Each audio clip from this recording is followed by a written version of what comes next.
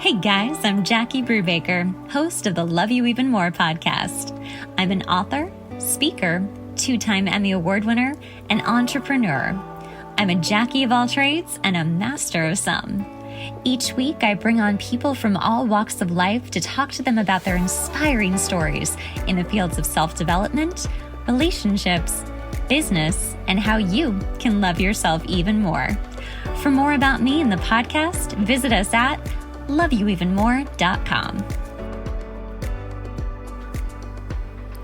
Hey guys, I'm Jackie and welcome to the last episode for 2023 of the Love You Even More podcast. Oh my gosh, has it been a year? It's been a year, and I don't mean the time has flown by. I mean, it feels like this year was like 5.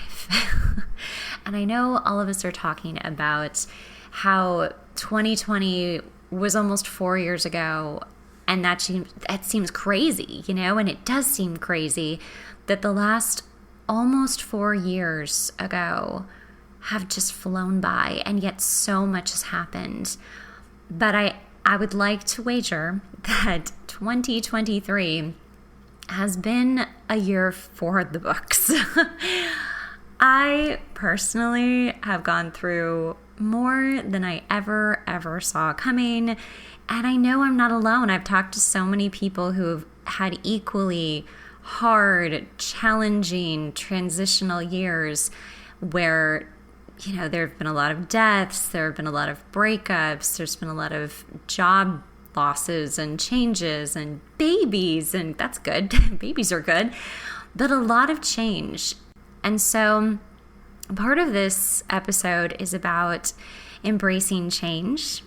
And part of this episode is also just when you are still transitioning, what that feels like, what that looks like, and how to get through it.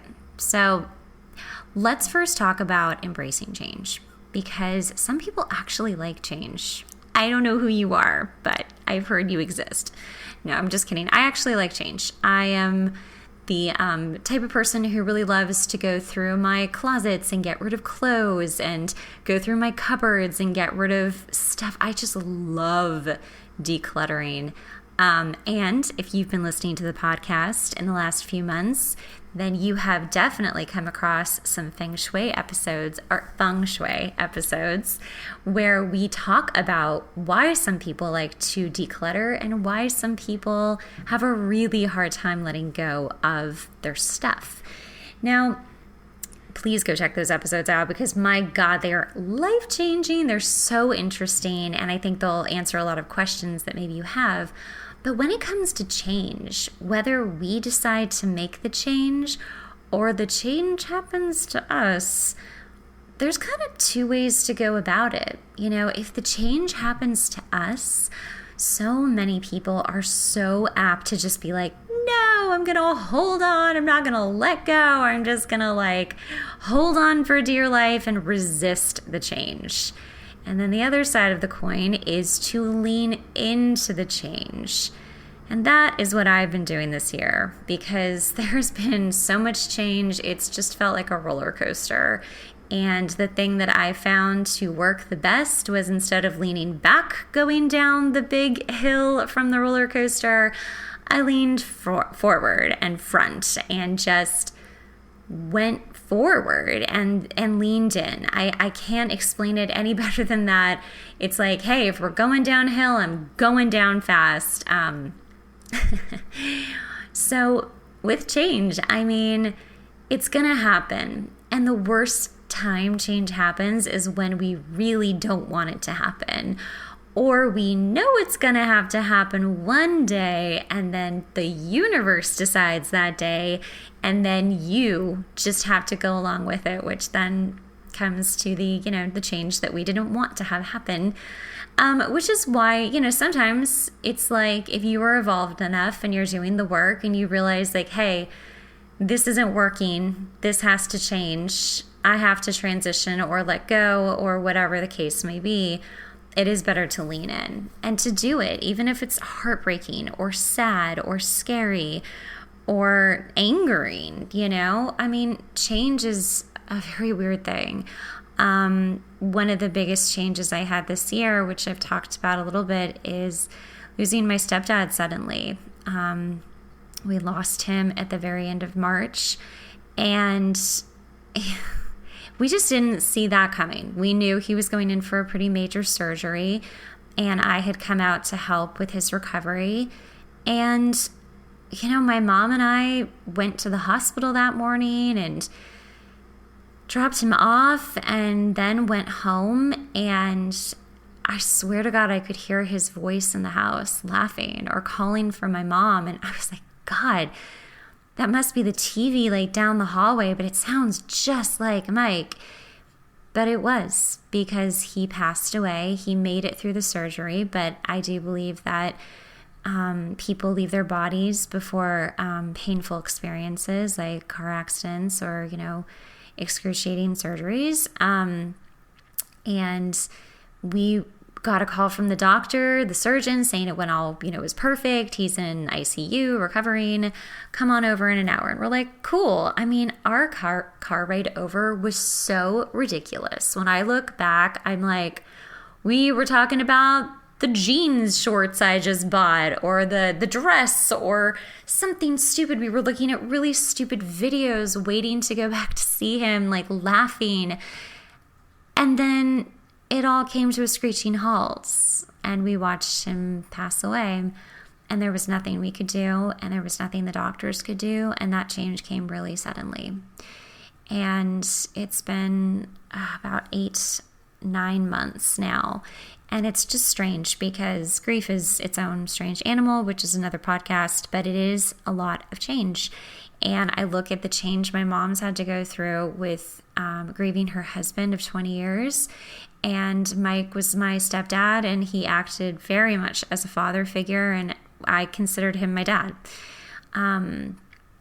So to lose him so suddenly, and to embark on all of the change that comes with that, especially for my mom, it's not welcome change. It's not welcome change when you're like, I don't know any of the passwords to any of our, streaming accounts, or what bill is this? And that was under his name. And how do I change this? Right. It's so frustrating. And the change can be so angering and frustrating. And why me? And why couldn't I have had a heads up? Or why couldn't I have had more control?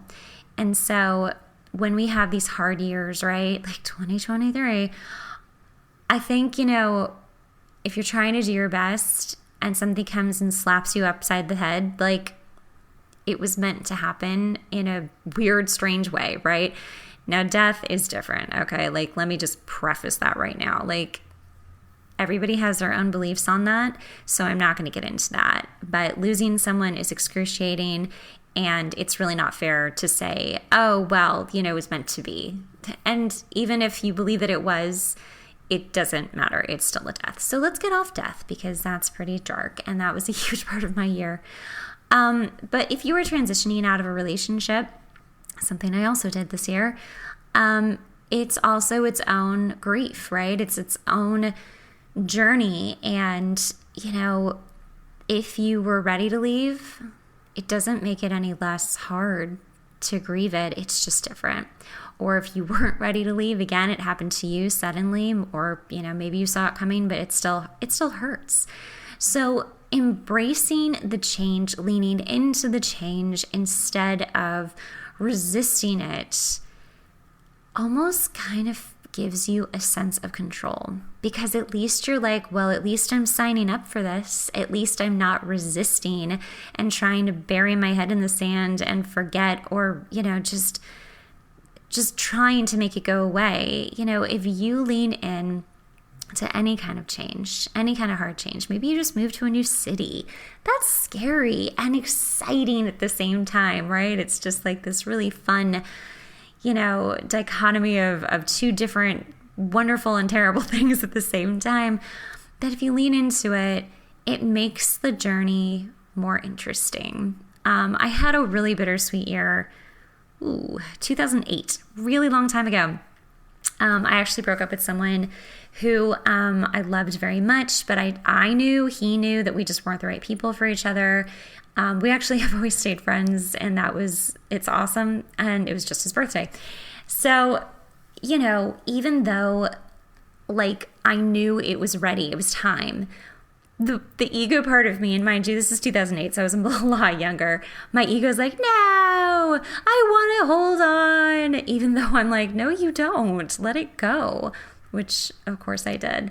But if you find that you're just holding on out of spite or pride or fear, you got to start examining why.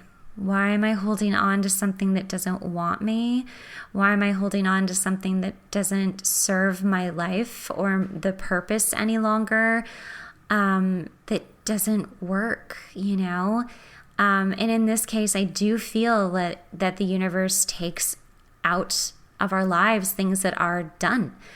I really, really do believe this. And the more that you just let go, and I love this word, surrender, the more ease you get. It doesn't mean that the pain isn't still there, but the more ease you get in trying to heal.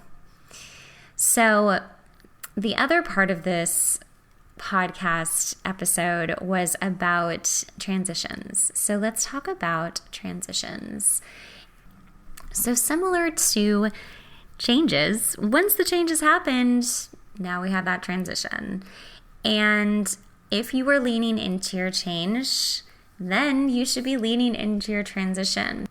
But sometimes the transition is just really tough. And even if it's fun, like I said, moving to a new city or new country even, it's fun, it's challenging, everything is new, but it's this transition from the old to the new. And ironically, as we are at the end of 2023, we are leaving the old and embarking upon the new of 2024, which I am really hoping is just an incredible year full of so much happiness and love and abundance for everyone, including myself. I'm just putting that out for all of us right now. Like, there's all my good cheer. But I mean, the transition of going from the past to the present sometimes feels like it takes forever, because even though you are always here in the present, we're always kind of holding on to the past as we're still healing in the transition. So, what I found that's really helpful is, depending on how long it's been since your change has happened, it just depends on how long your transition is going to last for, right? It could be very short. If it's a very small thing, it could be, like you cut your hair and it takes, maybe a couple weeks to transition, and you're like, okay, like now I'm learning how to style it and getting used to seeing myself in the mirror and like, oh, this is what I look like. Like I don't miss my old hair, or maybe I do, whatever it is. So it's a relatively short transition. The bigger transitions, like leaving relationships, death, changing jobs, moving to another country. Maybe I just want to move to another country, and that's why I keep bringing it up. Hello, London, I miss you. Is longer, right? So when we're going through a transition, look at your positives and try to find something happy and new in each day. Instead of being like, I miss home, I miss the way things used to be. Wait, I have a perfect example, actually. Okay, so I had a job that was really cushy for like 3 years. And while I didn't love this job, and actually sometimes it was kind of toxic, I wanted to leave, but then I ended up actually getting let go because the pandemic happened. So then it was like, okay, now I have to go. And while I transitioned during the pandemic into what I'm doing now, actually, the podcast, my book, speaking, all of it is just really going to grad school. I remember thinking, I just want my old life back because I miss the security of it. And like that is a really big activating factor in why we have a hard time transitioning. Because if it was good, like a job, and then you go from, making great money or whatever it is, or liking your, associates or the job the company you work for, and now you're either unemployed, which is really, really scary, or you are working somewhere else and you just don't like it. You can have this nostalgia and this like idealism for what you used to have. And we're all so guilty of this. So while you're transitioning, especially if it was something that was hard to let go of, find something new every single day that is good. Like really search, especially if it's rough right now. Like, and you're just like, wow, I'm talking, look at the sky and wow, it's stunning today. Or isn't that a beautiful sunrise? Or my coffee was fantastic today, even if it was just subpar, okay? Maybe it just had the caffeine you needed, but be thankful for the caffeine, which really comes into being grateful, having gratitude for this transition and thanking the universe for providing it, even though you might not know where you're going or what it wants from you yet. And even if you do, there's always so many variables that come up that you're just like, oh, wow, I didn't see that coming. And of course, that's how life is designed. We make plans and God laughs. It's always like that. But find the thing every day, and then maybe find 2 things, and then 3 things, and you will start to transition into this new life. And you will find the happiness in it and the joy and the comfort. And eventually what's really fascinating is that you start living in the present so much more.